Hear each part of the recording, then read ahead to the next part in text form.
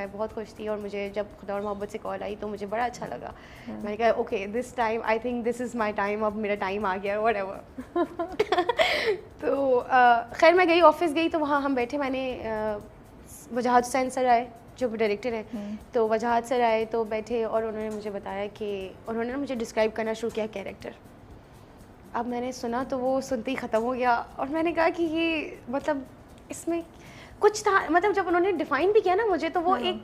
Character basically अगर मैं आपको भी अभी नैरेट करूँ तो आपको भी समझ नहीं आएगा कि यार एक लड़की है उस हवेली में काम करती है, उसके माँ बाप भी नहीं है, उसको लेके भी पाला हुआ है और वो काम करती है और वो बस ये है, यही कैरेक्टर है। अब मैं सोच रही हूँ, मैंने कहा यार ये कैरेक्टर है, मतलब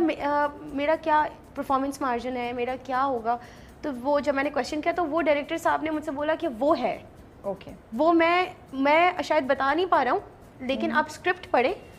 जो आपका कंसर्न है ना परफॉर्मेंस मार्जिन का कि यार मेरा मार्जिन किधर है, मैं परफॉर्म कहाँ करूँगी। और अगर ऐसा कैरेक्टर है तो आप फिर you have lot of options. तो लेकिन स्पेसिफिक मुझे भी बुलाया हुआ है और मुझे समझ नहीं आ रहा था, I just got so confused. उन्होंने बोला कि अब बस आपको नैरेट ये है, लेकिन आप स्क्रिप्ट पढ़ें फिर आप सोचें। तो और उन्होंने मुझसे कहा कि मैं चाहूँगा कि आप करें। ओके ये भी कहा। तो मेरी सिर्फ इतनी बात हुई, वजाहत सर से मेरी मुलाकात हुई और वो चले गए। फिर मेरी प्रोडक्शन में मैं बात करी थी तो मेहरुन्निसा खान वहाँ पर होती हैं, मैं उनसे बात करी तो उन्होंने कहा बेटा, हमेशा उन्होंने मुझे हमेशा बहुत अच्छे कैरेक्टर्स ऑफर किए हैं। So she is the lady I started my work. जब से मैंने काम स्टार्ट किया तब से मैं इनके साथ काम कर ही रही हूँ। तो उन्होंने बोला बेटा मैं कह रही हूँ कि करो तो अच्छा है, तुम पढ़ लो, घर जाओ आराम से पढ़ लो, फिर हमें बता देना, कोई मतलब ऐसी बात नहीं है। मैंने बोला सही है। स्क्रिप्ट ली तो स्क्रिप्ट इतनी सी एक के बाद एक स्क्रिप्ट इतनी सी। अब जहाँ मुझे प्रोजेक्ट की इतनी स्क्रिप्ट हमें मिल रही हो, जिधर पूरी कंपाइल्ड फाइल आपको मिल रही है कि ये आपके 50 एपिसोड्स 30 एपिसोड्स की स्क्रिप्ट है, वहाँ मैं लेकर आ रही हूँ खुदा और मोहब्बत 3 के ड्रामे की इतनी सी स्क्रिप्ट। मुझे समझ नहीं आया क्या हो रहा है। अच्छा खैर मैं घर गई, घर जाने के बाद सबसे पहले मैंने स्क्रिप्ट खोली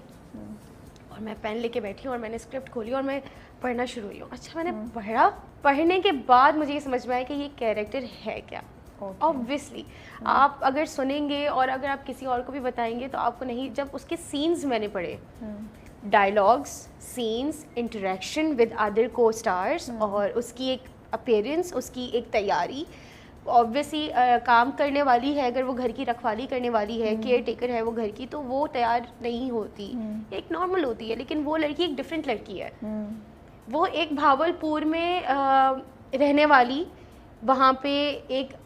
बहुत ही बड़ी हवेली को संभालने वाली, एक वहाँ की रहने वाली एक लड़की है। मतलब उसको आप नौकरानी भी नहीं कहेंगे, उसको आप अपर क्लास भी नहीं कहेंगे, वो एक नॉर्मल एक आम आवाम की तरह एक लड़की है। सो उसके सीन पढ़े मैंने। सीन पढ़ने के बाद उसमें एक डायलॉग था झल्ला जयाना हुए थे और उसके मज़े की चीज़ें हैं बहुत ज़्यादा, तो मुझे बहुत पसंद आया। अच्छा उस मोमेंट तो मैंने सोच लिया कि ये कैरेक्टर मैं कर रही हूँ, I will do that. But after that when I start getting taking advice from my other friends and people who are working in the same industry, तो they were like नहीं तुम क्या नौकरानी का कैरेक्टर कर रही हो, तो बड़ा ड्रामा है, ये होता है, तुम्हें नहीं पता, स्टीरियोटाइप हो जाते हैं सब, थप्पा पड़ जाएगा जो कि हो जाता है कभी कभी। शूट था सारा भावलपुर में, यहाँ पर शूट था ही नहीं, शूट भावलपुर में था। भावलपुर जाने, अच्छा मैं आई लव ट्रैवल तो और मुझे ज़्यादा मज़ा आता है जब आप काम के लिए ट्रैवल करते हैं तो everything is on production house. सही बात है आप आराम से जाते हैं, काम करते हैं और मज़ा भी आता है, जगह भी घूमते हैं, चीज़ें होती हैं, आप काम करते हैं। तो मैंने कहा यार दिल तो चाह रहा है करने का। फिर कुछ लोगों की मतलब फ्रेंड्स की ही और सबसे एडवाइस लेने के बाद मैं डबल माइंडेड हो गई एडवाइस करने के बाद। फिर भी एनीवे मेरी दोस्त है, उसने मुझसे कहा कि नहीं यार तुम करो, अगर अच्छा कैरेक्टर तुम्हें, कैरेक्टर कैसा लग रहा है? मैं कहा कैरेक्टर अगर मैंने परफॉर्म कर दिया तो कैरेक्टर तो फिट है। उसने कहा तो बस सही है, तुम जाओ तुम करो, व्हाई नॉट। मैंने बोला सही है। मैं गई और मैंने परफॉर्म किया, उसके बाद ऑन एयर हुआ और अब ये and you can see the response. I am like so thankful. The people are liking it Yes. And people are like मेरी अब मैं कोई आम पिक्चर भी पोस्ट करती हूँ तो उसमें सब लोग मेरे डायलॉग झल्ला जियाना हुए थे इंचार्ज जी और इतना प्यार मिल रहा है मुझे लोगों से ये मुझे अच्छा ये मेरे साथ फर्स्ट टाइम हो रहा है ऑब्वियसली Okay. कि मेरे किसी कैरेक्टर को हमेशा क्योंकि कभी कभी ज़्यादातर मेरे नेगेटिव कैरेक्टर्स लोगों ने ज़्यादा उसको अप्रिशिएट किए तो वो एक तारीफ डिफरेंट थी क्योंकि वो वैसी तारीफ होती थी कि आप इसका घर क्यों तबाह कर रही हैं मेंशन हो रहा है वो बात हाँ जिक्र आप कर रहे हैं बहुत बुरी हैं आप इसका घर क्यों तोड़ रही हैं वो आपकी वजह से इतना रो रही थी उसका दिल इतना टूट गया आपने उसको धक्का दे दिया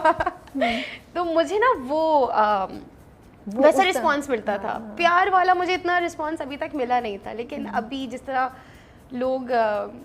इतना प्यार कर रहे हैं और कमेंट कर रहे हैं तो मैंने सोचा हुआ है कि सारे कमेंट्स को मैं कंपाइल करके एक बहुत अच्छी सी वीडियो बनाऊंगी for my So fans cute. who are loving nice. this who are supporting me and who are definitely the people are especially जो कि मुझे मेरे कैरेक्टर से और इस कैरेक्टर तो मैंने उनको सारे कंपाइल करके उनको मुझे एक वीडियो बना के अपने फैंस के लिए करनी है पता है जब आपको पहले बार हमने देखा तो वो पता नहीं क्या था कैरेक्टर में आपकी एक्टिंग में इट्स लाइक हम we fall in love with you